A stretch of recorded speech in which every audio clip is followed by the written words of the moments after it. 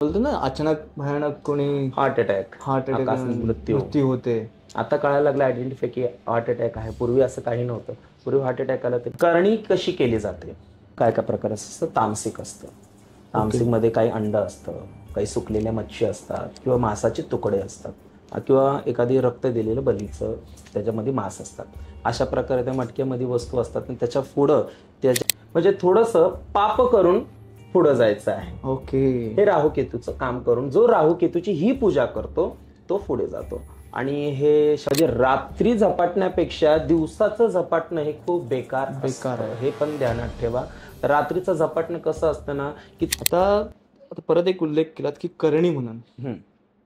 हे करणी बोलतो आपण की मगाशी तुम्हाला विचारलं, तुम्ही सांगितलं करणीबद्दल पण काही गोष्टी. पण करणी जे करणारे असतात त्यांचं काय असतं, म्हणजे साहित्य काय असतात किंवा एखाद्यावरती करणी करायची आहे तर ती कशी केली जाते? बघा, सर्वप्रथम करणी हा प्रकार जाणून घ्या. ओके. मुळात करणी हे नावच नाहीये, हे अशुद्ध नाव आहे. हो. करणी म्हणजे केलेलं काम, त्याला म्हणतात करणी. ओके. शास्त्रात जर ह्याचं नाव उल्लेख जर आपण केलं तर त्याला तांत्रिक क्रिया, तांत्रिक साधना, उच्चाटन, मारण ओके. ह्याची नाव आहे. तर करणी जसं सामान्य ज्ञानाच्या हिशोबाने आपण म्हणतो की लोकांना म्हणले करणी केली. करणी कशी केली जाते? सर्वप्रथम एक उपदेवता म्हणजेच भैरवगण, एक विशिष्ट आपल्याकडे देवता असायला पाहिजे. ज्यावेळेस एक देवता आपण त्यांना सिद्ध केलेले असते, समोरच्यावरती एनर्जी सोडायची आहे. ओके. की समोरचं उदाहरणतः एखादी व्यक्ती आपला दुश्मन आहे, आपला वैरी आहे, तर त्या व्यक्तीचं काही लोक काय त्या साधनेमध्ये असे प्रयोग असतात ना, त्या व्यक्तीची बाहुली बनवली जाते. ओके. जेव्हा त्याचा पुतळा बनवला जातो, त्या जर फोटो असेल तर पूर्वीच्या काळात तो फोटो नव्हते, तर त्याची माती किंवा त्याच्या अंगाचा कपडा किंवा त्याचे केस घेऊन त्या बाहुलीवर ठेवलं जातं आणि ती बाहुलीची प्राणप्रतिष्ठा करायची, जेणेकरून ती अमुक अमुक व्यक्ती ही बाहुली आहे. हो. आणि ती उपदेवता ह्या बाहुलीवर सोडायचे. ओके. की या बाहुलीचा संपूर्णपणे सर्वनाश कर, अशा प्रकारचे कारण आणि मंत्र साधना करून त्या बाहुलीला साधक करायचे, प्राणप्रतिष्ठा करायची. मग काही लोकांच्या काही साधनेमध्ये असे आहेत ना की ती त्या बाहुलीला दफन करतात स्मशानामध्ये. ओके. जिथं मड काढलेलं आहे तिथे त्या बाहुलीला दफन करतात. जसजशी ती बाहुली सडते तसं ती समोरची व्यक्ती सडून सडून किंवा रोगराई लागून लागून ती व्यक्तीचा मृत्यू होतो. बापरे. आता त्याच्यामध्ये अजून एक प्रकार असतो, त्याला मुठ म्हणतात. ओके. मुठ मारणं म्हणजे काय असतं ना की उदाहरणतः आज जर मी एखादी विधी सोडली, आज जर मी उच्चाटन क्रिया केली त्याच्यावर की ह्याला मला मारण तंत्र केलेलं आहे, ह्याला मला मारायचं आहे, तर ती मुठ तेवढ्याच काळापर्यंत जाणार. मी जर बोललो की 1.25 महिन्याच्या आत त्याला मारू नये, तर 1.25 महिना म्हणजे 40 दिवस. तर 40 दिवसापर्यंत ती मुठ त्याच्या अवतीभोवती फिरत असणार. हो. अवतीभोवती फिरत असणार आणि ते अवतीभोवती फिरणं 40 दिवसाचा शेवट आला की त्याला उचलून घेऊन जाणार, म्हणजे त्याला मृत्युमुखी पाडणार. हे अशी सुंदर साधना आहे. तर काही लोक 3 दिवसाची मुदत घेतात, काही 11 दिवसाची घेतात, काही 1.25 महिन्याची, अशा प्रकारच्या साधना आहेत. ओके. म्हणजे हे करणी जर बोलत आता बोलत मूठ मारणं असतं, पण हे एवढ्या कमी कालावधीमध्ये केलं जातं आणि समोरच्यावरती तो इफेक्ट पण होतो. हो. बापरे. आता एखाद्याने समजावायचं कसं की आता माझ्यावरती मूठ मारली आहे, असं कसं समजणार कसं एखाद्याला की कोणी माझ्यावर केली ही गोष्ट? बघा, ह्यासाठी जसं मी मगाशी सांगितलं, आपलं कर्म खूप इम्पॉर्टंट आहे. बरोबर. कर्म जर स्वच्छ असतील, दैवी भक्ती क्लिअर आहे आणि श्रद्धा आहे, तर तुम्हाला ह्या गोष्टी स्वप्नामध्ये तुम्हाला सूचित करतात. ओके. किंवा जागृत अवस्थेमध्ये सुद्धा फील होतात की काहीतरी होणार आहे, ज्याला ब्रह्मचैतन्य सिद्धी, आम्ही 6 सेन्स पॉवर सेन्स आपण असं म्हणतो. आपल्याला कळतं कोणतरी आपल्यावर काहीतरी करत आहे, तर तुम्ही त्वरित सावध व्हायचं एखाद्या चांगल्या मार्गदर्शन करून किंवा इतर काही प्रकारची क्रिया करून आपण सावध. ह्याच्यावर पण रेमेडीज आहेत का? म्हणजे जर कोणी केलेलं असेल, मूठ मारली असेल, तर ती आपण हे करू शकतो, म्हणजे तोडू शकतो की त्याला उलटी सुद्धा फिरवता येते किंवा तिला जाळून तरी टाकली जाते, पण जास्त करून उलटीच फिरली जाते. कारण की मूठ हा असा प्रकार आहे ज्याच्यावर जाते ही कुठेतरी लागते. जसं धनुष्यातला तीर हा रिटर्न येत नाही, सुटतो कुठेतरी, लागतो पण लागतोच, खाली तरी पडतो नाही तर बाजूला, पण तो लागल्याशिवाय राहत नाही. त्याचा टोक कुठेतरी स्पर्श होतोच. बापरे. एक तीरच असतो असं समजा. म्हणजे ही खूप भयानक गोष्ट आहे. भयानक गोष्ट आहे. आणि हे पूर्वी काळामध्ये ना आपल्या वैऱ्यांवर, दुश्मनांवर हा मारायचं काम होतं. पण तसं एक लक्षात ठेवा, ज्यांच्यावर आपण साधना करतोय ती व्यक्ती सुद्धा तेवढीच पॉवरफुल होती. पॉवरफुल असणार. बरोबर. जर मी पॉवरफुल आहे तर समोरची व्यक्ती सुद्धा पॉवरफुल आहे.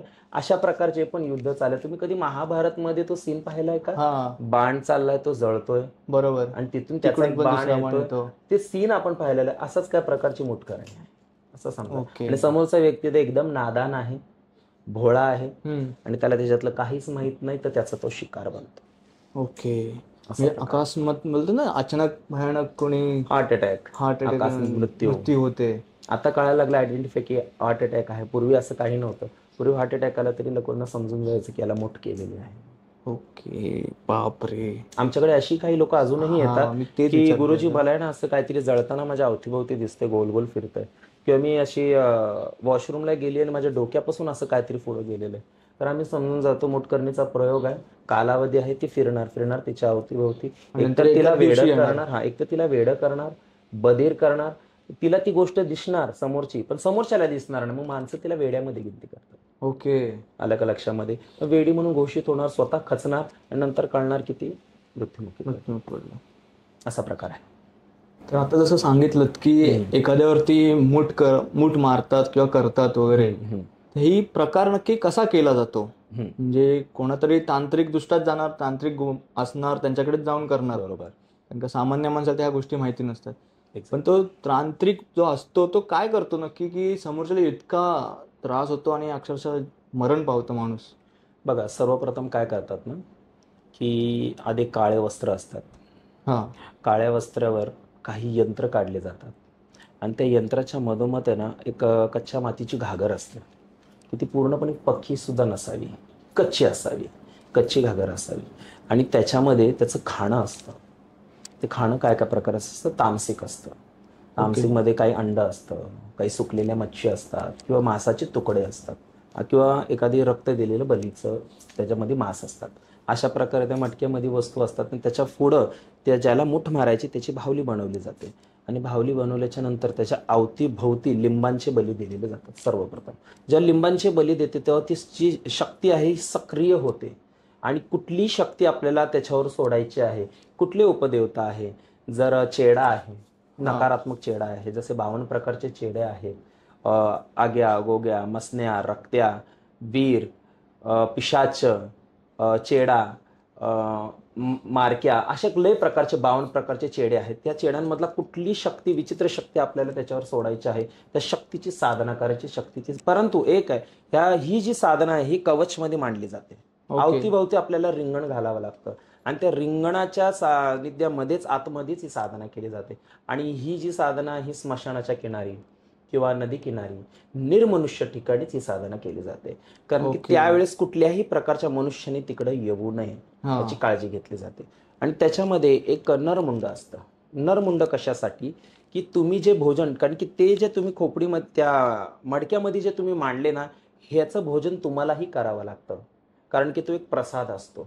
ओके. जसं आपण मंदिरामध्ये जातो, ही एक प्रकारची पूजा आहे, परंतु ती तामसिक पूजा आहे, विचित्र पूजा आहे, आघोर पूजा आहे.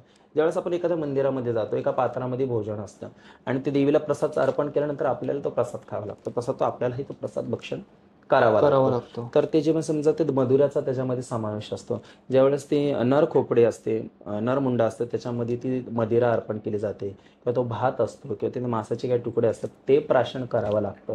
आणि प्राशन केल्याच्या नंतर ज्यावेळेस आपण साधनेला बसतो, आणि जी ती साधना, तो जो मंत्र जप असतो, त्याचा हवन सिद्धी असते, ज्या होमामध्ये जेवढे ते आहुती टाकणार तशी ती साधना आपल्याला जागृत व्हायला लागते. आणि ती जागृत झाल्यानंतर ती त्याच व्यक्तीला ती शक्ती दिसते, ती कोणावर जायची आणि कोणावर पाठायचे. परंतु त्या समोरच्या व्यक्तीचं गोत्र, त्याची राशी, त्याचं व्यवस्थित नाव, त्याच्या गावाचं नाव, त्याचा संपूर्ण पत्ता, ह्या गोष्टी त्या सांगाव्या लागतात, तेव्हा ती त्याच्यावर जाते. आता एका नावाचे 2 व्यक्ती सुद्धा असतात. बरोबर. एका राशीचे 2 व्यक्ती सुद्धा असतात, ती कुणावरही जाऊन टकरेल. ह्या काही गोष्टीची ना खूप काळजी घ्यावी लागते. आणि एक लक्षात ठेवा, अशिक्षित लोकांचं हे काम नाहीये. बरोबर आहे. ज्यांना लिहिता वाचता येत नाही त्यांची ही कामं नाहीये, कारण की ह्या कामामध्ये खूप कठोरपणा, गणित आणि सावधपणा खूप लागतो. काही लोक बोलतात ना, एकमेकांचं बघून सुद्धा हे असं काय प्रकार करतात, काय दिखावे सुद्धा आता मार्केटमध्ये आलेले आहेत. असं नाही होत. याच्यामध्ये खूप बुद्धीचं काम करावं लागतं. का? कारण एखाद्याचं जर गोत्र चुकला, एखाद्याची राशी चुकली, किंवा पत्ता चुकला, तर ती रिटर्न आपल्याकडे येते. ओके. मग आपण त्याच रिंगणामध्ये त्याच अवस्थेमध्ये असलो पाहिजे. मग ती 3 दिवसांनी पण येईल, 2 दिवसांनी पण येईल. नसेल तर आपल्या हृदयावर घात. हो. हे लक्षात ठेवा, कारण आपण तिला झोपलेली जागी केलेली असते, डिस्टर्ब केलेलं असतं आपण त्याला. आणि एखाद्याला मारण करायचं म्हटलं, आधी त्या समोरची जी शक्ती आहे तिला बंधनात टाकून आपण समोरच्या व्यक्तीवर सोडतो. बरोबर. आणि हा सगळा प्रकार खूप थरारक असतो. आलं का लक्षामध्ये?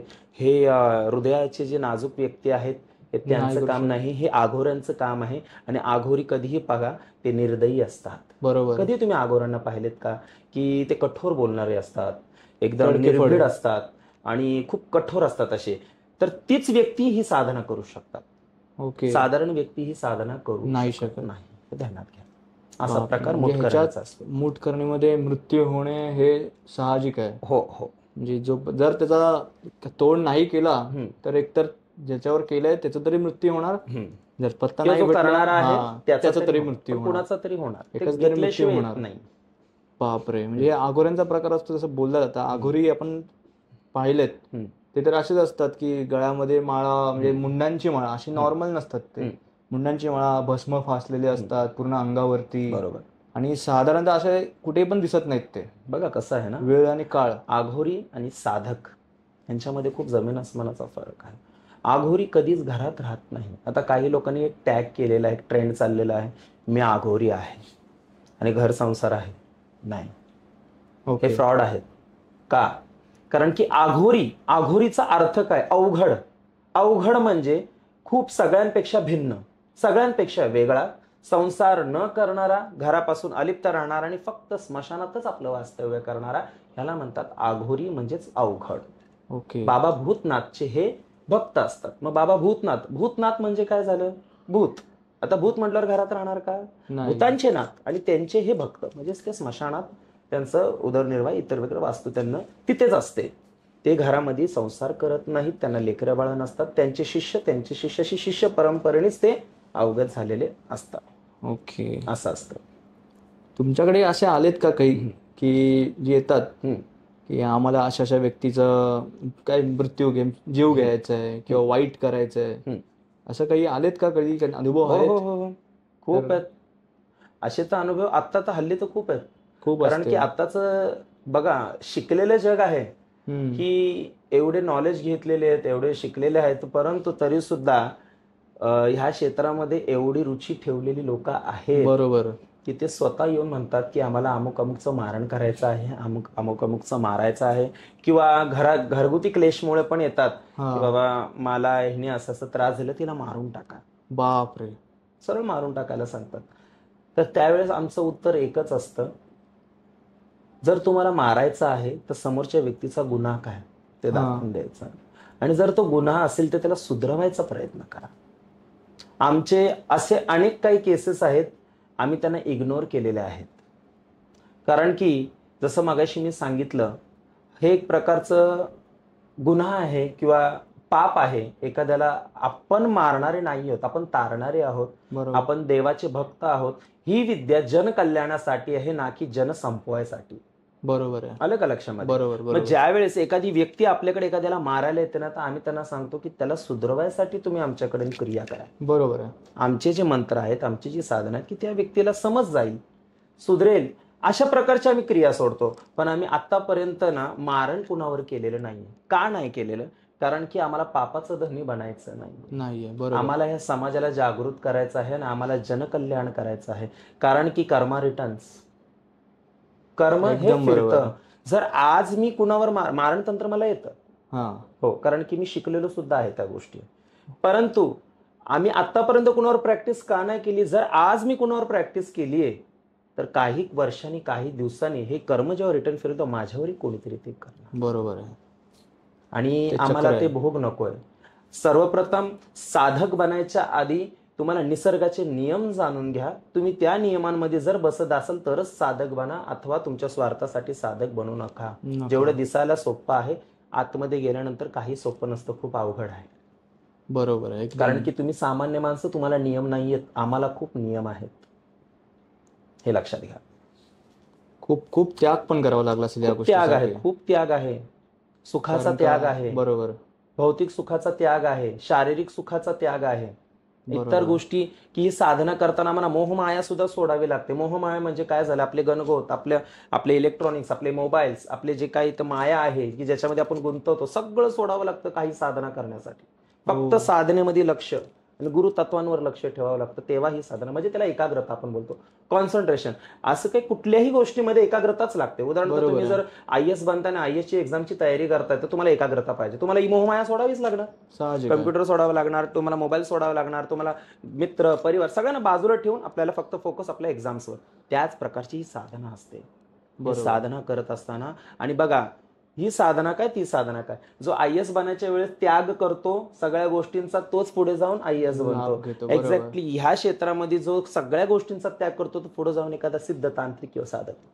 बरोबर आहे. हे सोपं नसतं, हे सोपं नाहीये. आपण बघतो, बोलतो, पण त्यामागे खूप त्याग असतो, खूप त्याग असतो, खूप त्याग. जसं आता बोललात तुम्ही IAS म्हणायचं, असे येतात का कोणी की जॉब वरती काही माझा परिणाम आहे तर मला चांगलं, जसं मी मगाशी सांगितलं ना की शिक्षित व्यक्ती भरपूर येतात, भरपूर येतात. जे अज्ञान आहेत किंवा जे शिकलेले नाहीयेत त्यांचा तर समावेश आहेच आमच्याकडे, पण शिकलेली लोक खूप आमच्याकडे मार्गदर्शक घ्यायला येतात. पण ते चांगल्या गोष्टीसाठी येतात की वाईट गोष्टीसाठी येतात? हे काही लोक चांगल्या गोष्टीसाठी येतात आणि काही लोक वाईट गोष्टींसाठी पण येतात, की हा पुढे चाललेला ह्याला मागं टाका. ओके. अनेक अनेक अनेक गोष्टींसाठी येतात. काही प्रेम विवाद असतात, हो, त्याच्यासाठी तर भरपूरच असतं. कसं आहे, कॉम्पिटिशनचं जग चाललंय, प्रत्येकाला पुढे जायचंय. पण प्रत्येकाला कसं पुढे जायचंय, कसाही प्रकारे. काही असतात का असे, तुम्हाला थांबवतो की आता विषय आठवला, काही बोलतात ना की एखादी मुलगी आवडत असते तर ती नाही बोलत असते की नाही बाबा मला नाही राहायचं, ती स्ट्रेट अँड फॉरवर्ड बोलते मुलाला, पण तो काही अशा गोष्टी मागून करतो, ब्लॅक मॅजिक करतो किंवा मला ती भेटलीच पाहिजे. असे पण असतात का, त्याच्यावर करतात पण का? हो हो हो हो, आमच्याकडे तसेही आहेत की मला हिला मिळवायचं आहे, मला वशीकरण द्यायचं आहे, पण सर्वप्रथम आम्ही त्याची कुंडली पाहतो की नक्की तुझ्या आयुष्यात ही पोरगी आहे का. ओके. जर तुझ्या आयुष्यामध्ये ही मुलगी असेल तरच तू प्रेमाला कंटिन्यू कर किंवा तू तुझी धडपड कर, अन्यथा तू त्या नादाला लागू नकोस. त्याच्या विरुद्धही येतात की ती माझ्या आयुष्यात जरी नसली तरी गुरुजी मला ती मिळवून द्या. बरोबर. आम्ही ते सुद्धा सांगतो, कंडिशन सांगतो की बघ एवढ्या एवढ्या कालावधीसाठीच ती मुलगी तुझी असणार, त्याच्यानंतर ती नसणार. कारण की हे जे आयुष्यातलं सुख नाहीये, तुझं नाहीये, हे तुझं कधीच राहणार नाही. बरोबर आहे. हे काही काळासाठी. वशीकरण फक्त 50% काम करतं, हे लक्षात घ्या. कुठलीच तांत्रिक क्रिया फक्त 50% काम करतं. 50% वशीकरण तुमचं प्रेम आणि 50% तांत्रिक उपयोग. ह्या दोन्ही एकत्र होऊन 100% आपल्याला रिझल्ट येतो. आणि जे काही तांत्रिक म्हणतात की आम्ही 100% काम करून देऊ, बऱ्याच जणांचा अनुभव फसले गेलेले आहेत. कारण का काही असतात असे जे बोलतात आम्ही 100% अनुभव आहे, आम्ही असं करून देऊ, तसं करून देऊ, पण त्या लोकांमुळे जे चांगले व्यक्ती आहेत त्यांचं पण नाव खराब झालेलं आहे. आणि लोकांना ती खोटी अपेक्षा लागते की समोरच्याने सांगितलेले 100% गुण येणार, 100%तलं 1% पण नाही, आणि 50% त्यांना गुण आलेला असतो, पण ते म्हणतात की नाही आम्हाला 100% बोललेले आहेत. पण सांगणारा चुकीचा आहे. म्हणून आम्ही प्रत्येक भक्त भाविकांना सांगतो की जे काही अपेक्षा करून आलात फक्त 50% घेऊन या. 50% आमचं काम आहे, बाकी 50% तुमची धडपड. वशीकरण असेल तर 50% तुमचं प्रेम. बरोबर आहे. असा प्रकार असतो. मग आमचे वनस्पती काय करतात की समजा आपलं 50% आपल्या नशिबात ही व्यक्ती आहे आणि ती व्यक्ती काही किरकिरीमुळे, काही मिसगायडन्समुळे, काही मतभेदामुळे आपल्यापासून लांब झाली, तर आमचे वनस्पती, आमची क्रिया काय करते, तिच्या स्वप्नात जाते. ओके. आणि तिला त्या व्यक्तीबद्दल फिलिंग्स उत्पन्न करून देते. ओके. आणि जो गैरसमज झालेला असतो ना तो दूर करण्यासाठी ती वनस्पती मदत करते. मग तिच्या खऱ्या गोष्टी डोळ्यासमोर यायला लागतात, मग तेव्हा ती जागृत होते, अरे अरे मी ह्या व्यक्तीवर खूप गैरसमज केला, मग असे करून ते एकत्र येतात. ओके. मग त्याच्यानंतर त्याच्यावर हातात पण असतं की आता ह्याला समजूत घ्यायची की आपल्याला पूर्णपणे तो वादच निर्माण करायचा, तुमच्या हातात असतो. असा प्रकार असतो. बरोबर आहे. पण काही हे आता हा टॉपिक सोडून आपण एक आहे की आपण कधी कधी चांगलं करत असतो, म्हणजे स्वतःसाठी स्वतःची प्रोग्रेस करत असतो, चांगलं होत असतं गोष्टी, जॉब चांगला आहे, काही गोष्टी अजून चांगल्या चांगल्या घर घेतो वगैरे, त्यानंतर एक अचानक एक डाऊनफॉल येतो. म्हणजे बोलतो की नजर लागले, आपण नॉर्मल भाषेत बोलतो की अरे तुला नजर लागली असेल कोणाची तरी, तर ते कितपत योग्य आहे? कारण काय जो ग्राफ असा जात असतो आपला तो अचानक खाली येतो, बरोबर, चांगल्या लेवलला जाऊन, तर ते कसं आयडेंटिफाय करू की खरोखर नजर लागली आपल्याला की काही झालंय? त्याच्यामध्ये 2 कंडिशन्स असतात की एक तर तुमचे कर्म आणि पूर्वजांचे पेरून ठेवलेले कामं. आणि दुसरं तुमचे ग्रह. ओके. कर्म काय करतं, पूर्वजांनी समजा काय पापकर्म केलेले असतात तर ते भोगायला ह्या पिढीला येतं. हो. मग तुम्ही कितीही तरक्की करा, तुमचा ग्राफ खाली पडणार म्हणजे पडणार. तुमची उभी केलेली बिल्डिंग सुद्धा पडते. ओके. कारण की पूर्वजांनी काही वाईट कर्म केलेले ते नातवाला किंवा मुलाला भोगायचे असतात. हे झाले कंडिशन 1. दुसरं कंडिशन, ग्रह. आपल्या ग्रहांमध्ये काही दोष असतात, ते सुद्धा कर्मांमुळेच होतात ऍक्च्युली. म्हणजे ओव्हरऑल कर्मच इम्पॉर्टंट असतं. कर्मांमुळे काही आपले ग्रह दोष लागू पडलेले असतात. काही लोकांना कालसर्प असतो, काही लोकांना राहू केतू सक्रिय असतो, शनी साडेसाती असते किंवा चंडाल योग असतो. ह्या योगांमुळे काय होतं ना, आपली जी तरक्की खालावते किंवा आपला ग्राफ खाली येतो. कुठल्याही प्रकारचं आपलं नियोजन झालेलं असतं, काम बनलेलं असतं. म्हणजे उदाहरणार्थ घर बनलेलं असते तर घर ऑटोमॅटिक पडणार किंवा काही ना काहीतरी नुकसान समजायचं आपले ग्रहचक्र. आणि एक फिरून फिरून आपल्या कर्मांवर येतं. आपले पूर्वजांचे किंवा आपले जर कर्म स्वच्छ असतील तर कुठल्याच प्रकारची ग्रहदोष ग्रहबाधा तुम्हाला येत नाही. बरोबर आहे. असा प्रकार असतो. बरं, आता जसं सांगितलं राहू आणि केतू हे म्हणजे बोलले जातात की जर चांगले असतील तर भरभराट म्हणजे चांगलं करून देतील तुमचं, नाही तर वाईटच होतं असं बोललं जातात. आम्ही ऐकलंय, असं पाहिलं आता रील्स वरती, इंस्टावरती खूप चालू आहे राहू केतू पाहिजेत. पण ते कसं आयडेंटिफाय होतं की बाबा आपल्या चार्टमध्ये ते एखाद्या चांगल्या ठिकाणी आहेत की नाही आहेत, आणि जरी ते एखाद्या चांगल्या ठिकाणी नसतील तर त्याच्यावरती रेमेडीज काही आहेत का? बघा कसं असतं ना, ह्या कलियुगामध्ये राहू केतू एक उच्च कुळाचे देवता झालेले आहेत. ओके. उच्च कुळाचे का? कारण की राहू आणि केतू हे त्यांच्याच पाठीशी खंबीरपणे पैसा देतात, उभे राहतात, जे त्यांची पूजा करतात. आता राहू केतूंची पूजा कशी हे पण जाणून घ्या. का कुठले कर्मकांड नाहीये किंवा कुठल्या प्रकारचे दिवाबत्ती नाहीये. राहू केतूंची पूजा म्हणजे कशीच की एकमेकांना पाय देऊन पुढे जाणं खांद्यावर, एकमेकांना पाठी सोडून आपल्याला पुढे जायचंय, किंवा जास्त मित्राशी इमानदारी न करता आपल्याला पुढे जायचं आहे. म्हणजे थोडंसं पाप करून पुढे जायचं आहे. ओके. हे राहू केतूचं काम करून जो राहू केतूची ही पूजा करतो तो पुढे जातो. आणि हे 100% कडू सत्य आहे.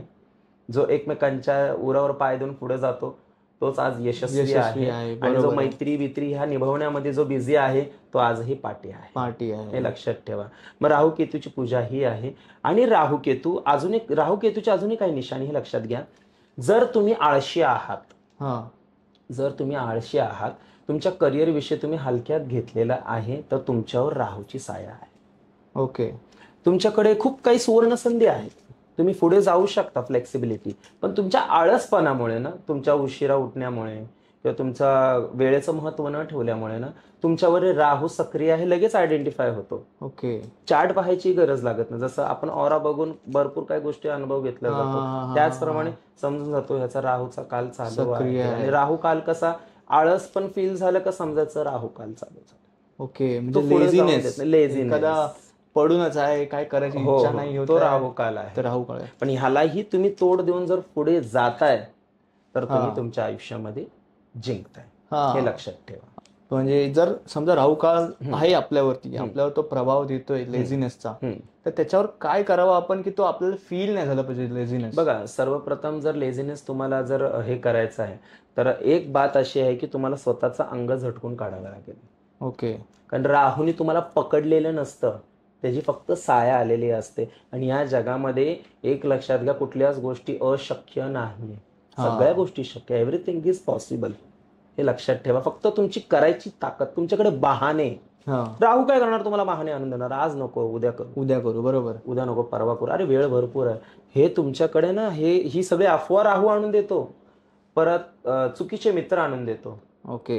घाणेरड्या सवयी आणून देतो. तुमच्याकडे, तुम्हाला कळलं पाहिजे, तुमच्याकडे तेवढी पॉवर असते की राहू 100% कुणाला सक्रिय होत नाही. तो फक्त जास्तीत जास्त 50 ते 60% आळसपण आणतो. बाकी तुम्हाला या सगळ्या गोष्टी तोडून तुम्हाला पुढे जायचंय, तुम्ही जिंकता. कारण एक लक्षात ठेवा, राहूचा साया तुमच्यावर आहे, तर तुम्ही ज्या देवाची भक्ती करताय त्याचाही साया तुमच्यावर आहे. बरोबर आहे. तुम्हाला कळलं पाहिजे की राहूचं ऐकायचंय की त्या देवांचं ऐकायचं. हे लक्षात. जो स्ट्रगल करतो, आणि एका बाजूने मी तर म्हणतो राहू हा असावा. राहू बरेच काही शिकवतो. बरोबर आहे. ह्या कलियुगातला मी जसं सांगितलं उच्च देवता आहे की राहू बरंच काय शिकवतो. राहूने जर शिकवलंच नाही, राहूनी माणसं आपल्याकडे आळशी पाठवतो, दरिद्र माणसं पाठवतो, परत आपल्याला वाईट व्यसनाला लावणारी माणसं पाठवतो. जोपर्यंत याचा अनुभव येत नाही तोपर्यंत माणूस बेस्ट एक्सपिरियन्स वाला कधीच बनत नाही. म्हणजे राहू इज बेस्ट गुरु. म्हणजे जर एखाद्या हाईटला पोचायचंय आपल्याला तर राहू असणं हे खूप गरजेचं आहे. कारण का तो खाली पाडून आपल्याला आणतो वरती. होय, पण पूर्णपणे राहूचा पण व्हायचं नाही. बरोबर, कारण का मग ते आपण खालीच राहू. म्हणजे असणं पण महत्वाचं आहे आणि त्यातून वरती येणं पण आपल्यावरतीच आहे. बरोबर. जसं नेगेटिव्हिटी पण पाहिजे, पॉझिटिव्हिटी पण पाहिजे, पण आपल्याला माहिती पाहिजे आपल्याला पॉझिटिव्ह कडे जायचं की नेगेटिव्ह कडे जायचं. बरोबर आहे. त्याच्यावरती एक साधारण म्हणजे एक जसं आपण बोलला जातं की राहू असेल सक्रिय, त्याच्यावर काही रेमेडी आहेत का घरच्या घरी? म्हणजे आळस तर एक आहे, आळस तोडून द्यावा आपण त्याच्या, जेणेकरून राहू आपल्यावरती सक्रिय नाही राहणार. पण दुसरे काही असं आहेत का की दुसरी कुठला उपाय केला तर राहू चांगला होईल? तुम्हाला कंट्रोल करायचं तर शनी महाराजांची सेवा करावी. ओके. आणि कालीची सेवा करावी. कालीची. आणि राहू हे काय लक्षात घ्या, फक्त मुंडी आहे आणि केतू हे धड आहे. राहूला अंग नाहीये, राहूला फक्त मुंडी आहे. आणि महाकालीच्या हातामध्ये काय आहे? मुंडी आहे. बरोबर. ज्यांनी कालीची सेवा केली राहू त्याला पकडते. राहूला जेव्हा आई पकडते, महाकाली पकडते, मग तुमच्या आयुष्यातला आळस पण ती बाहेर काढते. म्हणून काली बघा ना, काली एक फुल एनर्जाइज देवी आहे, धावती पळती देवी आहे, काहीतरी तांडव करते, दैत्य मारते, म्हणजे स्ट्रगल करते. एक्झॅक्टली आपणही कालीचा अवतार आहोत. आपण लाईफशी स्ट्रगल करतो आणि लाईफशी स्ट्रगल करता करता हातामध्ये काय धरलंय? मुंडी. राहू म्हणजे आळस, हे लक्षात ठेवा. वाईट सवयी, वाईट गोष्टी हातामध्ये धरलेले. तर कालीची सेवा केल्याच्या नंतर राहूचा प्रभाव कमी होतो आणि महाराजांची सेवा केल्याच्या नंतर सुद्धा राहूचा प्रभाव कमी होतो. हे लक्षात ठेवा. ओके. आपण आता हा विषय सोडून एक दुसरा टॉपिक घेऊ. जसं एक कोकणात एक खूप एक नाव आहे चकवा म्हणून. बरोबर. तो चकवा म्हणून भरपूर फेमस झाले. बरोबर. आणि भरपूर अनुभव पण त्याचे सांगितले गेलेत. हा प्रकार नक्की काय आहे चकवा म्हणजे? तुम्ही एक थोडा एक्सप्लेन करून सांगा. बघा, आधी चकवा हा शब्द काय जाणून घ्या. चकवा म्हणजेच मार्गाला भटकवणारा. ओके. एक भवरा. तिथून हा नाव पडलं चकवा.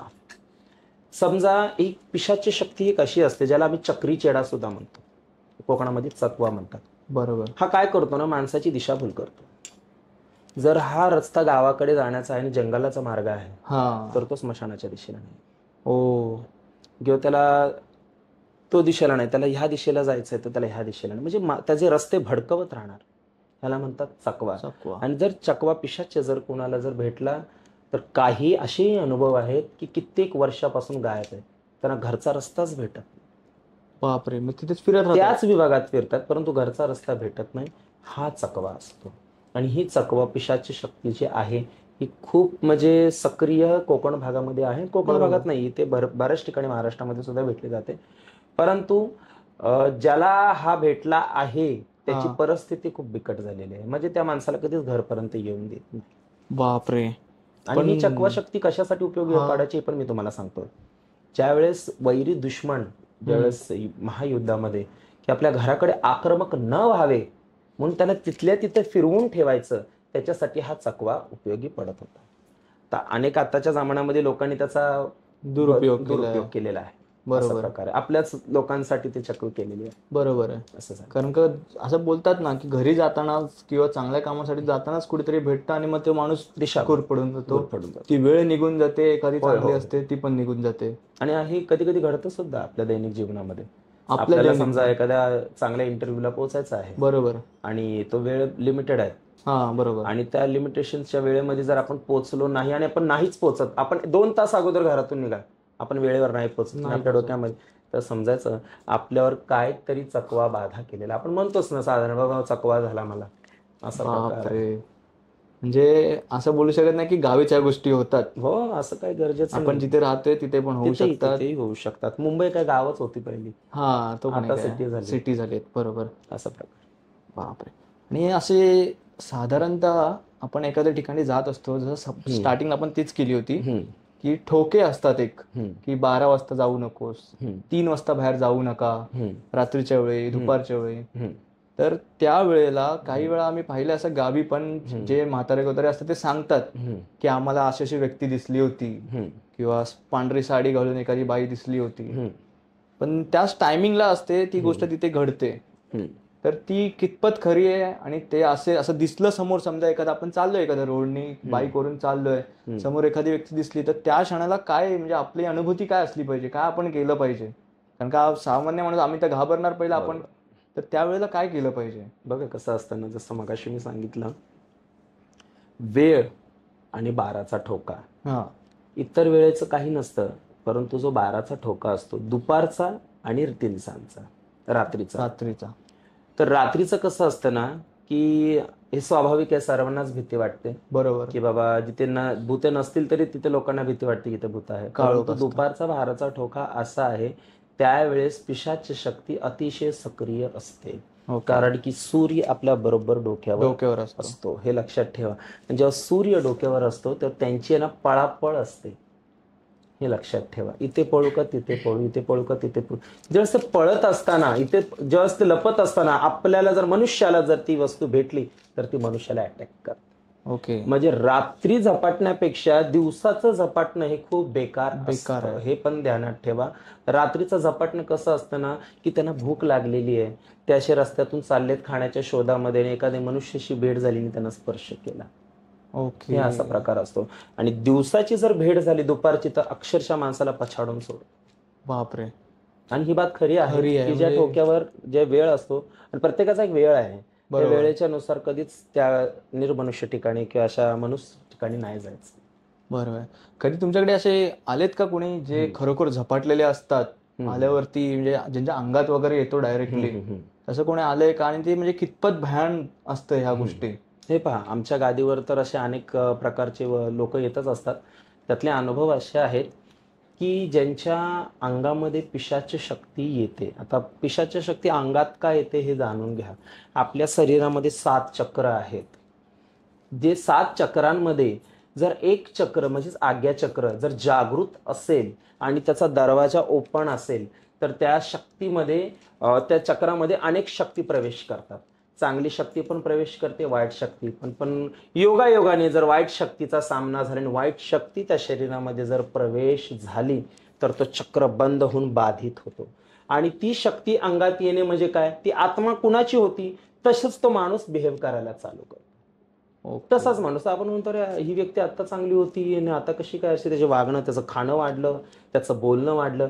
अशा प्रकारचे अनेक असे, जसं आपण हॉरर फिल्म मध्ये बघतो. एक्झॅक्टली बघा, हॉरर फिल्म कशाने उत्पन्न झाली, रियालिटी पाहिली तेव्हा हॉरर फिल्म मध्ये त्यांनी नाट्य रूपांतर केलं. तर ते एक्झॅक्टली आमच्या समोर असे अनुभव आलेले आहेत की आमच्याशी वेगवेगळ्या भाषेमध्ये सुद्धा बोलतात, की अशा भाषा आहेत. आता काही भाषा दैविक भाषा आहेत. आता ती भाषेचा थोडासा मी उल्लेख सांगतो. शास्त्रियंत्रिय हा कलंत्र नक्षत्रिय त्रियत्रियम तत्र विश्वत्रा. याचा अर्थ काय, की माझं नाव अमुक अमुक आहे, मी इथून इथून आलेलो आहे, आणि त्याचं उत्तर आम्हाला द्यावं लागतं. तर आम्ही समजतो की खरीच ही पिशाची शक्ती आहे. म्हणजे एक पिशाचांची भाषा तुम्ही असं समजू शकता. अशी भाषा, आणि दैवांची भाषा वेगळी आहे, पिशाचांची भाषा वेगळी आहे, दानवांची भाषा वेगळी आहे, राक्षसांची भाषा वेगळी, अशा अनेक प्रकारच्या भाषा वेगवेगळ्या आहेत. मग त्यांच्याशी जेव्हा आम्ही बोलतो आणि मी आयडेंटिफिकेशन, माझं पर्सनल आयडेंटिफिकेशन मी या भाषेवरच करतो. जर त्यांची भाषा आम्ही बोलू आणि त्यांनी जर त्याचं उत्तर दिलं तर समजायचं याच्यावर 100% पिशाची. तर काय लोक हे लक्षात ठेवा, मेंटॅलिटी तशी होते, तरी सुद्धा अंगात येतात, तरी सुद्धा अंग हलवतात. आम्हाला लगेच कळतं की तो ढोंग करतोय की हे खरं आहे, हे लगेच आम्हाला कळतं. म्हणजे आतापर्यंत असं ऐकलं होतं की देवी शक्तीच अंगात येते, आणि काही वेळा झपाटलेले बोलतो आपण, झपाटलेलं असतं, तर त्याच्यामध्ये पण खूप खूप फरक असतो का? म्हणजे देवी शक्ती येते तेव्हा एक वेगळी एनर्जी तुम्हाला फील होते? जाणून घ्या. जसं मी आता सांगितलं, कुठलीही शक्ती, आता ती भूत म्हणजे निगेटिव्ह एनर्जी, बरोबर, देवी म्हणजे पॉझिटिव्ह एनर्जी.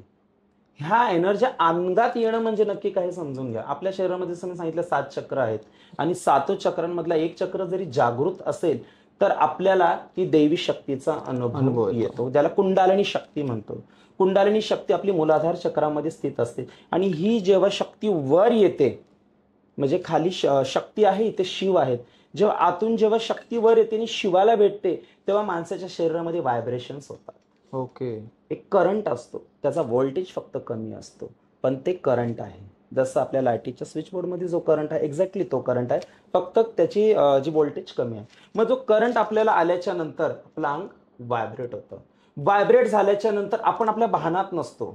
बरोबर. ती शिवशक्ती जी आहे, ती दैवी ऊर्जा, ती डिवाइन पॉवर आपल्या शरीरामध्ये जाते आणि आपण तशाच हालचाली करायला चालू होतो. ओके. फॉर एक्झाम्पल सवयीचे गुण. लहान पोरांसोबत राहा, थोड्या वेळासाठी आपण लहान होतो, आपण बरोबर. सुद्धा तोत्र बोलतो, बोबडं बोलतो. हो. त्याच प्रकारे परिणाम पडतो. ज्यावेळेस दैवी ऊर्जा आपल्या शरीरामध्ये जाते, आपण सुद्धा तसे रिॲक्ट करतो. त्याला म्हणतात अंगात येणं. ओके. हे लक्षात ठेवा. आणि ज्याची चक्र, ज्याची कुंडालिनी शक्ती जागृत आहे, त्याच्याच अंगामध्ये हा प्रकार जाणवतो. आणि अजून तुम्हाला उदाहरण पाहिजे असेल तर कधी स्विच बोर्ड मध्ये तुम्ही बोट टाकून बघा, तुम्ही पूर्ण व्हायब्रेशन. हो. त्याचं व्होल्टेज जास्त आहे. कमी व्होल्टेज चार्जिंगला हात लावा, थोडासा आपल्याला करंट फील होणार, ती आहे कुंडालिनी शक्ती. ओके. हे लक्षात ठेवा. तो व्होल्टेजच खूप वेगळा आहे आणि त्याचा अंदाज कोणीच लावू शकत नाही. फ्रिक्वेन्सी वेगळी आहे. फ्रिक्वेन्सी खूप वेगळी आहे, कारण की ती डिवाइन पॉवर आहे, त्याचा कोणीच शोध लावू शकत नाही. पण ती फील होते, ती कुणालाही फील होऊ शकते, तुम्हालाही फील होऊ शकते. तुम्ही जर कुंडलिनी शक्तीचा अभ्यास केलात, साधना केलीत, प्रत्येक बीज मंत्राचं ध्यान केलं, 7 चक्रांचं, तर तुम्हालाही त्याचा अंदाज, तुम्हाला अनुभव येईल, फीलिंग. बरोबर बरोबर बरोबर. कधी आरती करताना जर गाणं ऐकल्यानं अंगावर काटे आलेत का? बरोबर, येतात. ती डिवाइन एनर्जी आहे. म्हणजे एक पूर्ण शहार आहे तो पूर्ण अंगावरती. ती डिवाइन एनर्जी आहे. कोणाला संबळ वाजलं तर हृदय धडधड करतात, डोळ्यातून पाणी येतं, अंगावर एकदम अंग हल्ल्यासारखं वाटतं. बरोबर. ही शक्तीचा अनुभव, हा व्होल्टेज आहे. ती शक्ती पूर्ण एकत्र येते आणि आपल्या कुंडालिनीमध्ये शिरते. ही झाली positive energy. Exactly negative energy तशीच रिॲक्ट करते. ओके. मग ती त्याच प्रकारे आपल्या शरीरामध्ये शिरते. दरवाजा चक्र जागृत म्हणजे घराचं दार ओपन, कुणीही येणार, कुणीही जाणार. मग दरवाजा बंद करणारा कोण असतो? तो गुरु. ओके. तो गुरु शिकवतो, हा टाळा कसा लावायचा, ही किल्ली कशी ओपन करायची. त्याला गुरुदीक्षा म्हणतात. जेव्हा गुरुदीक्षा एखाद्या व्यक्तीला मिळाली जाते, त्याचे 7 चक्राला एक गुरु मिळतो. मग तो चक्र कसे कंट्रोल करायचे तो गुरु शिकवतो. त्यामुळे प्रत्येक साधकाला, प्रत्येक दैविक ऊर्जा असणाऱ्या व्यक्तीला एक गुरु असणं खूप गरजेचं आहे. ओके. गुरु असला म्हणजे बंधन पण असतं. तेच बंधन आहे, जे दरवाजा लॉक करायचं बंधन. म्हणजे गुरु एक चावी आहे, टाळा चावी आहे, जे बंद करणार, तुमच्या शक्तीला ब्लॉक पण करणार आणि खोलणार पण. बरोबर बरोबर. आता गुरु हा टॉपिक आलाय म्हणून तुम्ही ही विद्या, हे जे शिक्षण आहे, तुमचे गुरु कोण आहेत? माझे गुरु महामंडलेश्वर डॉक्टर पायल नंदगिरी हे माझे गुरु आहेत. किन्नर आखाडा एवं जोना आखाडाचे त्या महामंडलेश्वर आहेत. आणि काही वर्षांपासून मी त्यांच्याकडे शिकतो आहे या सगळ्या विद्या. आणि आमच्या गुरुने आतापर्यंत आम्हाला खूप सात्विक ज्ञान दिलेलं आहे, की जसं मी मगाशी सांगितलं की जनकल्याण करावं आणि समाजाच्या हितासाठी जी काही विद्या करावी. आमच्या गुरूंची शिकवण आहे, जे आम्ही आत्मसात केलेले आहे ना. इथून पुढे आमच्या शिष्यांना सुद्धा आम्ही हे शिक्षण देत आहोत, की जी काही तुमच्याकडे विद्या आहे ही समाजाच्या कल्याणासाठी वापरा, की हानी करण्यासाठी वापरा. बरोबर, असं आहे. आणि एखादा आता समजा कोणी इच्छुक असतात, लहानपणापासून देवाची आवड असते किंवा काही असेल, जर ही विद्या त्यांना ग्रहण करायची असेल किंवा ह्या क्षेत्रामध्ये येण्याचं असेल, काही असेल, ते कसं यावं किंवा काय करावं लागतं आणि किती त्यासाठी तप करावं लागतो, हे पण एकदा सांगा. बघा कसं आहे, आता एखाद्या व्यक्तीला समजा भक्तीचं वेड आहे, त्याला गुरुदीक्षा घ्यायची आहे आणि त्याला त्याच्यामध्ये पुढं करिअर सुद्धा करायचं आहे. सर्वप्रथम त्याच्या कुंडलीमध्ये तो योग लागतो. ओके. की खरंच दैविक ऊर्जाचं स्तोत्र आहे का, खरंच दैविक ऊर्जाचं केंद्र आहे का, तो करणार आहे का. नुसतंच पूजापाठ येतं याचा अर्थ साधक बनू शकत नाही. ह्या क्षेत्रामध्ये खूप रस, खूप वेळ लागतं. त्यावेळेस ती व्यक्ती आपोआप एक गुरु शोधून काढते. त्या क्षेत्रामध्ये ऑटोमॅटिक ती व्यक्ती येते शोधत. आणि ज्यावेळेस त्या व्यक्तीला समजा या क्षेत्रामध्ये यायचं असेल तर त्या व्यक्तीला त्याग म्हणजे काय करायचं. बघा, पूर्वीचा काळ खूप वेगळा होता. पूर्वी सगळं घरदार सोडून विद्या शिकायला लोक रानावनात जायचे. आता गरज नाहीये. आता तुम्ही तुमच्या संसारात राहून संसार करता करता सुद्धा तुम्ही परमार्थ करू शकता, जसं संत तुकाराम महाराजांनी. बरोबर. त्या प्रकारे मग तुम्ही एखादा संसारिक गुरु करून त्यांच्याकडून गुरुदीक्षा घेऊन सात्विक ज्ञान जसं आम्ही देतोय त्या प्रकारे तुम्ही ज्ञान आणि गुरुदीक्षा घेऊ शकता आणि तुमच्या आयुष्याचा सुंदर उद्धार करू शकता. ओके. कारण की अघोरी असणं हे आताच्या युगामध्ये गरजेचं नाहीये. हे ती काळाची गरज होती. आता काळाची गरज वेगळं आहे. आयुष्यात ज्ञानी बना, शक्ती साधक बना, इतरांना चांगले मार्ग द्या, पुण्य कमवा आणि भारत सुखी करा. बरोबर आहे.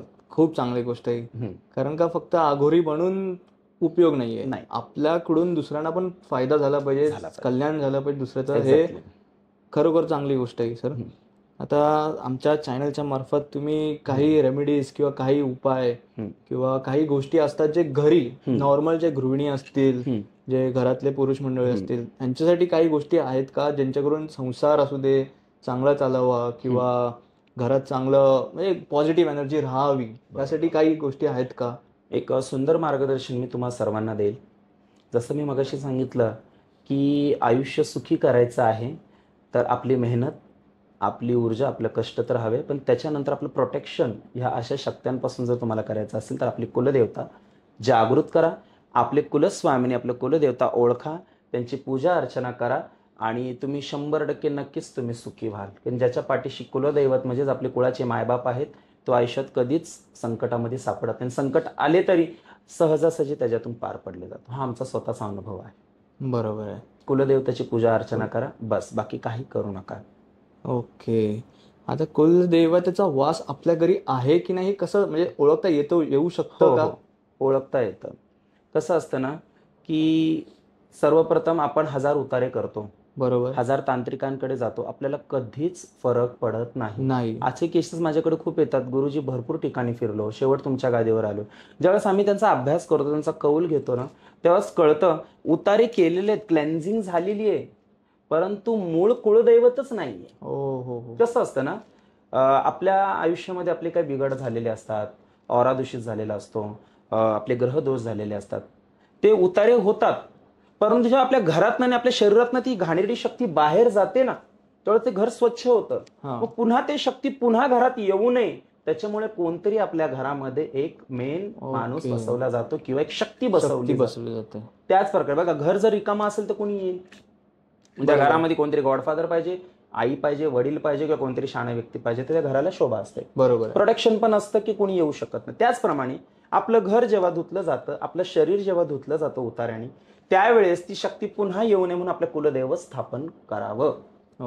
काही लोकांना अजूनही आमच्याकडे येतात ना की लोकांनी आपापलं कुलदैवत सोडलेलं आहे, काही लोकांना कुलदैवतच माहिती नाहीये महाराष्ट्रात असून. सर्वांना मला एक मेसेज द्यायचा आहे ह्या इंटरव्ह्यूद्वारे की तुमची कुलदेवता जर तुम्हाला माहिती नसेल तर तुळजापूरला जा. अखंड महाराष्ट्राची कुलस्वामिनी छत्रपती शिवाजी महाराजांची सुद्धा ती कुलस्वामिनी आहे, आपल्या राजांची ती मातोश्री आहे, तर आपली सुद्धा ती कुलस्वामिनी आहे. की आपल्याला जे स्वराज्य मिळालं हे त्या माता माऊलीच्या आशीर्वादाने आपल्याला हे स्वराज्य मिळालेले विसरू नका. म्हणून ज्यांना ज्यांना आपलं कुलदैवत माहित नाही त्यांनी तुळजापूरला जावं, अंबाबाई चरणी नतमस्तक व्हावी, आईसाहेबांची मूर्ती किंवा नारळ घरी आणून तिचा 5 नामाचा गोंधळ घालून तिथे कुलदैवत स्थापन करावं. हे लक्षात घ्या. आता काही लोकांना गोंधळ म्हटल्यावर वेगळा प्रकार वाटतो. बरोबर. काही लोक सत्यनारायण घालतात की ते त्यांना सुख सुविधा वाटतं. आता एक लक्षात घ्या की पूजा गणपतीची आहे, गणेश उत्सव साजरा केलेला आहे आणि तुम्ही सत्यनारायणाची पूजा घालतात, संबंध कुठेच येत नाही. कोणी विचार केलाय का? तुलसीपत्र अर्पण होतंय, श्री गणेशाला तुलसीपत्र अर्पण नाही होतं, दुर्वा अर्पण, तरी तुम्ही खाली सत्यनारायण का? सत्यनारायण केव्हा केलं जातं? ज्यावेळेस आपण नवीन वास्तू उभारतो त्यावेळेस नवीन वास्तूची पूजा असते, तर ती काहीतरी पूजा करावी लागते म्हणून सत्यनारायणाची महापूजा असते. नाही तर सत्यनारायणाच्या पूजेचा त्याच उल्लेखाचा संबंध नाहीये. तर तुम्ही काय करावं, एक माझं मार्गदर्शन आहे, तुम्ही ज्या कुळाचे आहात त्या कुळाचा अभिमान बाळगा. तुम्हाला कुळस्वामिनी जर तुळजाभवानी आहे तर तिचा 5 नामाचा गोंधळ घालावा, कारण की छत्रपती शिवाजी महाराजांच्या काळापासून चाललेला हा गोंधळ आहे. महाराज स्वतः आपल्या राज दरबारामध्ये गोंधळ घालत होते. कवड्यांची माळ महाराजांच्या गळ्यामध्ये होती, हे लक्षात ठेवा. आणि ही परंपरा आपली आहे आणि ही परंपरा सोडून तुम्ही दुसरी कुठलीही अन्य परंपरा करू नका, तुमचं कल्याण.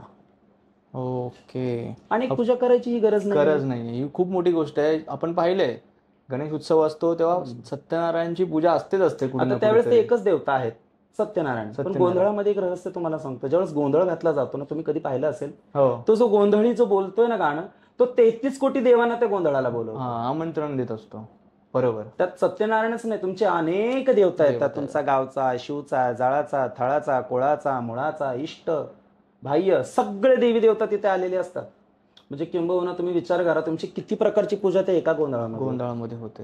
आणि तो गोंधळ आता तोच प्रश्न आहे की गोंधळी जो असतो तो जेव्हा आमंत्रण देतो एवढ्या 33 कोटी देवांना आणि आपल्या कुळाची स्वामिनी असतात तिला, तेव्हा ते खरोखर तिथे जागृत असतात सर्वजण.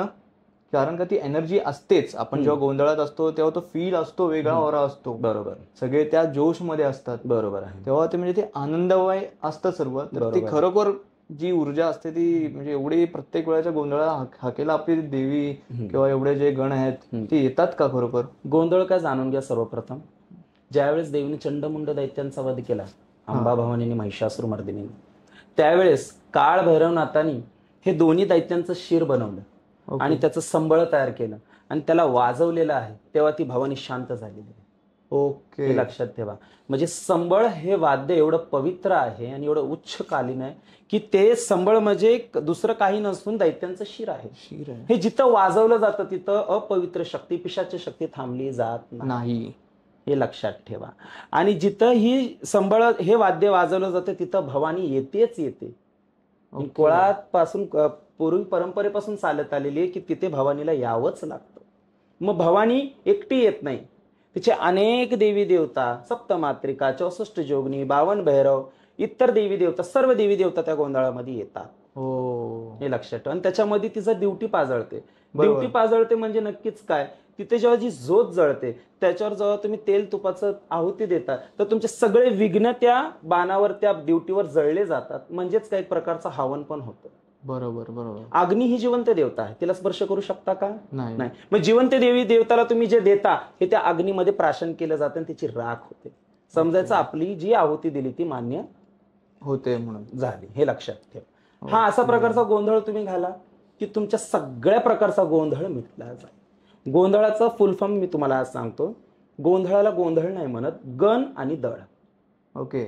गण म्हणजे सगळे देवगण, दळ म्हणजे त्या गणातले जे दळ आहेत, जे आपण म्हणतो की बाबा हे दळ, दुसरे दळ, हे जे दळ असतात ना, ते दळ आणि हे गण हे देवी देवतांचा एकमेव पूजा होते, त्याला म्हणतात गणदळ. गणदळ म्हणजे गोंधळ. गंधळ म्हणजे गोंधळ. हे लक्षात खरा आहे. खरा अर्थ असा असतो.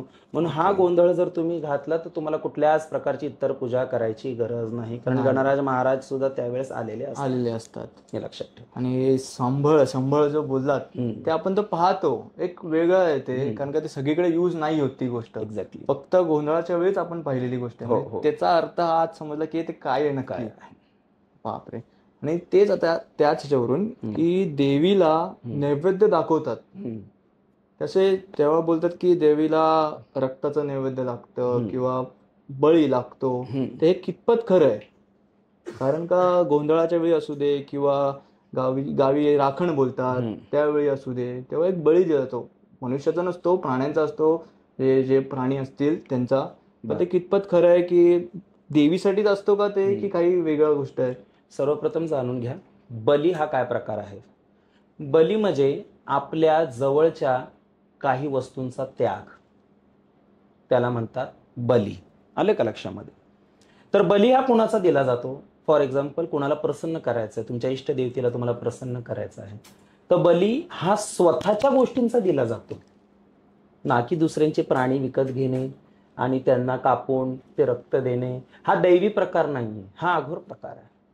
हा त्या प्रकाराने एखादी पिशाची शक्ती प्रसन्न होत असेल, कारण की त्याला खाण्याशी मतलब आहे, त्यांना पाप पुण्याशी घेणं देणं नाहीये. परंतु मनुष्याला जर जगदंबेला प्रसन्न करायचं आहे तर स्वतःच्या वस्तूंची बली द्यावी लागते. आणि ती पण कोणासाठी हे पण जाणून घ्या. जगदंबा बली नाही मागत आहे, तिने जे दैत्यांचा संहार केलेला आहे, राक्षसी प्रवृत्तीचा संहार केलाय, तर त्या दैत्यांनी आईकडे वरदान मागितले की हे जगदंबे, मी तुझ्या चरणाचा दास झालेलो, मला चरणाखाली घेतलेले साई, परंतु मला खाणं तेच आहे माझं. बली घेतल्याशिवाय माझं पोट भरत नाही, तर मातेश्वरी मला खाण्याला काहीतरी दे. तर तुला काय खाण्याला हवंय? तर त्याने मला मनुष्याचं बली मागितलं की आई मला वर्षातून का होईना मला माणसाचं बळी दे. आई म्हणाली हे शक्य नाही, कारण की ती मनुष्य माझी लेकरं आहे, तुला त्याचं बळी मिळणार नाही. तर आई मला प्राण्याचा तरी बळी दे. तर आईने असा आशीर्वाद दिला की माणसाच्या रूपात जो प्राणी आहे, ओके, त्याच्या आतमध्ये जो जनावर रपलेला आहे त्याचा बली तुला भेटेल. पण ह्याचा विस्तार कसा झाला? बाहेरचा प्राणी विकत घ्या आणि बली द्या. आता आतला प्राणी म्हणजे कोण? आपला राग, बरोबर, आपला तिरस्कार, आपला अज्ञान, आपल्यातला राक्षस, त्याचं बली. ओके. मग आता काही लोक काय करतात माहितीये का, की आई आता अज्ञान आहेत, त्यांना कळत नाही आता बली तर द्यायचंय, हा. तर ही बोटाचं छेदन करून रक्ताचा टिळा आईला देतात. ओके. हे लक्षात घ्या. हा. स्वतःचं रक्त देतात, देतात. की आई प्राण्याचं रक्त घेण्यापेक्षा मी माझं स्वतःचं रक्त देतो. बरोबर आहे. आई प्रसन्न झालीच पाहिजे. ओके.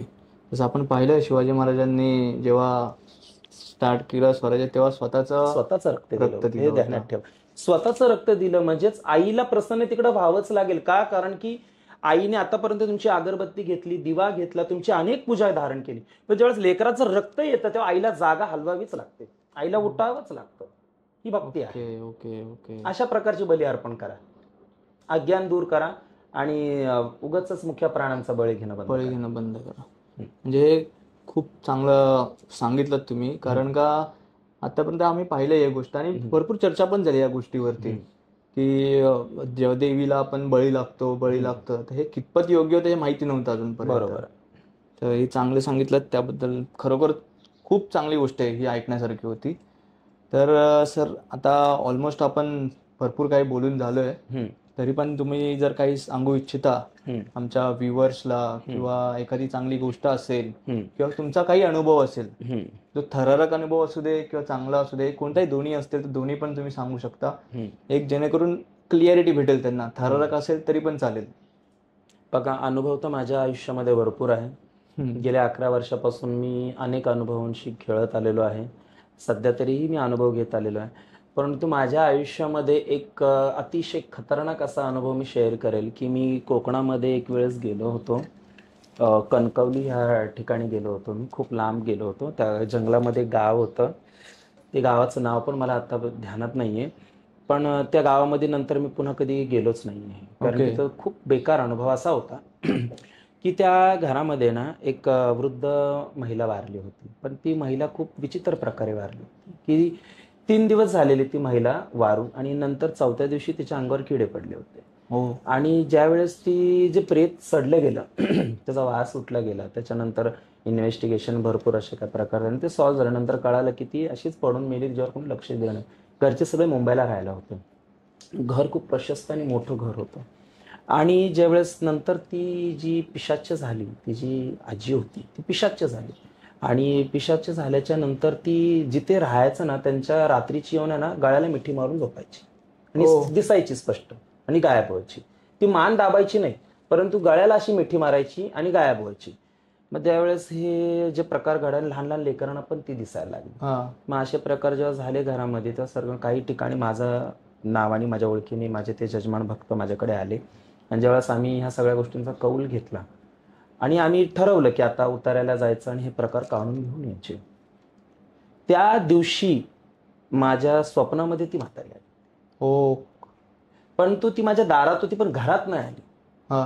आणि ती दारात उभी राहून आहे ना मला नाचते, म्हणजे ती वेगळाच डान्स. मी म्हणते, आजीबाई तुम्ही एवढा डान्स कसा करता? मी झोपेत त्यांना स्वप्नामध्ये सांगतो की म्हातारी वय काय झाले काय?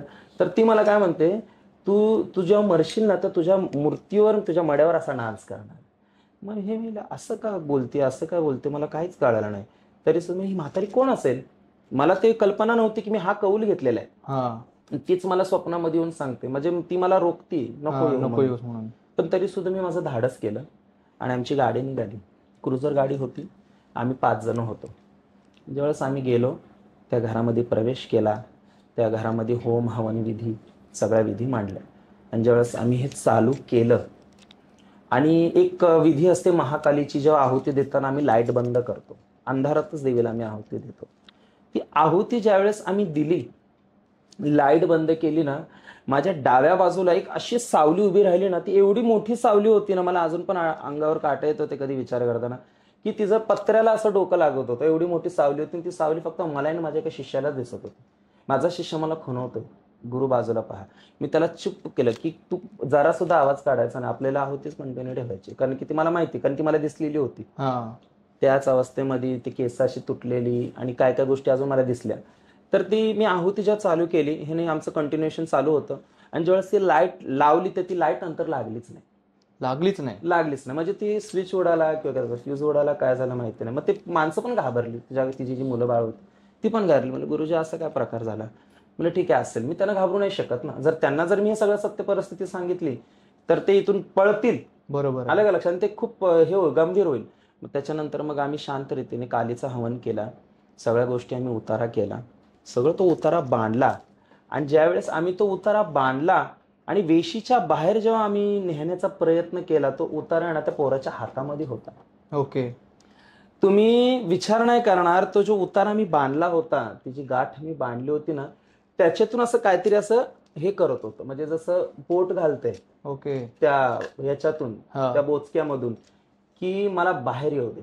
आणि ते त्या पोरालाच ऐकू येते, ज्याने पकडलं होतं आम्हाला नाही ऐकू आलं ना. आम्हाला ऐकू आलं आणि मी बाजूनीच चालतो त्याच्या, आम्हाला वेशीच्या बाहेर सोडायचं. त्याला डोकं होतं, ते म्हणतो गुरुजी हलते काहीतरी याच्यामध्ये. मी बघितलं तुम्हाला काहीच हालताना दिसत. तो बोलतो गुरुजी हलते. तो असा थरकाप त्याच्या अंगाचा उठला ना, त्याचा पाय जड झाला, त्याला पाय उचलता होईना, तो रडू लागला. तो एकदम बोलतो गुरुजी तुम्ही हा उतारा पकडा. ज्यावेळेस मी तो उतारा पकडला ना, तर तो उतारा एवढा हेवी झाला ना, की जणू काही मी 100 किलोचं लोखंड माझ्या हातात. मी असं आमच्या चेहऱ्याने दोघांनी असं, आणि काय होतं त्या उतारामध्ये, लिंब, नारळ किंवा XYZ काय होतं, छोटंसं म्हणजे असं 1 किलोचा उतारा होता. 100 किलो एवढा जड झाला. त्या पोराचे पाय एवढे जड झाले, त्याचं पुढं पायच टाकायला टाकतो, एवढं त्याची अवस्था बेकार झाली. कसं बसं कशी बशी ती रात्रीचे 1:30 वाजले होते त्या रात्रीमध्ये. आम्ही कसं बसं ते वेशीच्या बाहेर जेव्हा आम्ही टाकलं आणि जेव्हा ते वेशीच्या बाहेर सोडलं ना आम्ही, आणि जेव्हा मी रिटर्न फिरलो, तर काहीतरी उडी कसं मारतं कोणतरी, एक जम्प करताना मोठा आवाज येतो, तसा मोठा आवाज किंकाळीचा आला. बापरे. त्यावेळेस अक्षरशः माझे सुद्धा पाय जड झाले, माझ्या अंगावर काठी वगैरे, की आयुष्यात कधी न विसरणारा तो क्षण होता. आणि कुठेतरी त्या पोराचा श्वास असा हे व्हायला लागला होता, गुटमळल्यासारखं झालं असेल. आणि माझा शिष्य घाबरला होता. त्याच्यामध्ये मी फक्त एवढी ताकद धरली, कारण की ही मला, जर माझ्या जागेवर कुठला हलका हृदयाचा व्यक्ती असेल अटॅक आला असता, आणि अटॅक करण्यासारखीच गोष्ट होती. आणि ज्यावेळेस आम्ही घरपर्यंत येईपर्यंत अक्षरशः तो पोरगा तापाने फलता. त्याच्यानंतर माझी परिस्थिती थोडीशी गंभीर झालीच, कारण की विचित्र प्रकार काढताना खूप त्रास होता. आणि जेव्हा नंतर आम्ही जेव्हा या गोष्टीचे शोध लावले, तेव्हा कळालं की सख्खी आई नसून त्याची सावत्र आई होती. सावत्र आईने तिरस्कार केल्यामुळे त्या पोरांनी तिला कधी पाहिलंच नव्हतं. ओके. असा प्रकार. कारण की आम्ही विषय मांडले की सख्खी आई असं कसं करू शकते. आई म्हटलं मातृपितृ देवता, पितृदेवता होते. तर नंतर त्यांनी कळलं की ही आमची सख्खी आई. तर अशा प्रकारचा माझा खूप थरारक अनुभव आयुष्यात. आणि नंतर ती माणसंही माझ्याकडे आली नाहीत आणि मीही तिकडे पुन्हा गेलेलोच नाही. बापरे. त्यांचे गणगोत येतात नातेवाईक, कारण की त्यांना त्याच्यातून सुटका मिळाली, पण ते अजूनही घाबरलेले असतील कदाचित, कारण की तो त्यांच्या आयुष्यामध्ये खूप बेकार अनुभव होता. असा प्रकार. हा म्हणजे अनुभव एक खरोखर अविस्मरणीय अनुभव होता. खूप. तुम्हाला जर एवढा अनुभव येतोय तर म्हणजे एखादा नॉर्मल व्यक्ती असेल तर त्याची हालत खरोखर बेकार झाली असेल. बरोबर. आणि हे कोकणामध्ये म्हणजे खरोखर आहे का, कोकणामध्ये एवढं बोललं जातं की लिंबू, मिरची किंवा काय नारळ घेऊन असे लोक करतात, फुल फेमस झाले आता तर. नारळावरून पण खूप फेमस झालंय. ते कितपत खरं आहे? कोकणातली माणसं एवढे ह्याच्यामध्ये रुतलेली असतात का, की एक ट्रेंड मध्ये किंवा ह्याच्यामुळे जास्त व्हायरल झालंय? बघा कसं आहे, नुसताच नारळ घेऊन एखाद्याचं नाव घेऊन तिनतिट्यावर ठेवणं किंवा त्याचा जाप लावणं एवढं हे सोपं नाहीये. हे समजून घ्या. ह्याच्यासाठी खूप साधना, खूप प्रॅक्टिस, खूप जप आणि खूप त्याग करावा लागतो. हे एवढं सोपं नाहीये की बाबा हे कोणीही घेतलं आणि हे कोणीही केलं, एवढा पोरखेळ तर नाही. हा ट्रेंड तुम्ही म्हणू शकता. हा ट्रेंड आहे फक्त, बाकी काहीच नाही. आणि त्याला घाबरण्याची पण गरज नाहीये, हे लक्षात ठेवा. ओके. म्हणजे ऑलमोस्ट काही नाहीये.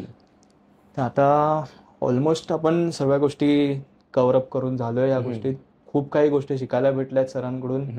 कारण का जे गोष्टी एक व्हायरल असतात, नॉर्मली फक्त अफवा म्हणू शकतो आपण त्या गोष्टींना, त्या असतात. तर गुरुवर्यांनी आपल्याला खूप काही चांगलं मार्गदर्शन दिलं. आता माझ्याकडे शब्द नाही उरलेत खरं सांगायचं तर, कारण का जी लास्टची गोष्ट सांगितली त्यांनी ती खूप थरारक होती. आणि असे त्यांच्याकडे भरपूर अनुभव पण असतील. पण आता शेवट करतो या गोष्टींनी, जी गोष्ट तुम्ही सांगितली आमच्या व्ह्युअर्ससाठी खरोखर चांगली असेल, त्यांना खूप माहिती भेटली असेल. आणि जे काही अफवा असतील, काही चुकीच्या गोष्टी त्यांच्यावर अत्यंत आल्या असतील, त्या तुमच्या मार्फत तरी क्लिअर झाल्या. नक्कीच. ह्याची आशा मी खरोखर बाळगतो. आणि जे काही तुम्ही उपाय पण सांगितलेत, रेमेडीज सांगितलेत, ते पण एकदा करून पाहिली तर चांगला त्यांना अनुभव भेटू शकतो नक्कीच. त्याच्यातून. हे तर मला खूप वाटतंच आहे. आता आपण ह्या पॉडकास्टला अंतिम दृष्टीला घेऊन जाऊया आणि गुरुवारांचे आपण आभार मानूया. धन्यवाद तुम्ही आल्याबद्दल. तुम्ही तुमचा टाइम दिलात आमच्या इकडे. एवढा भरपूर वेळ आम्ही तुमचा घेतला, न बोलता बोलता चालू होतं ते. तर खरोखर तुमचे परत आभार मानतो आणि तुम्हाला धन्यवाद मानतो. खूप छान. तर हा होता आपला आजचा एपिसोड. तुम्ही पाहिलात, कसा वाटला तुम्हाला, तुमचे अनुभव काही असतील याच्यामध्ये तर नक्की तुम्ही कमेंटमध्ये सांगा आम्हाला. कारण का असे भरपूर अनुभव असतात. काही तुमच्याकडे दुखणे असतील, कोणाची काही गोष्टी असतील, त्या पण तुम्ही शेअर करू शकता, जेणेकरून आम्ही नेक्स्ट एपिसोडमध्ये परत हा जर तुम्हाला वाटलं फायदेशीर आहे तर नेक्स्ट एपिसोडमध्ये आपण परत त्यांना घेऊन येऊ शकतो, त्यांच्याकडून काही गोष्टी शेअर आउट करू शकतो. तोपर्यंत पाहत राहा MH टॉक्स.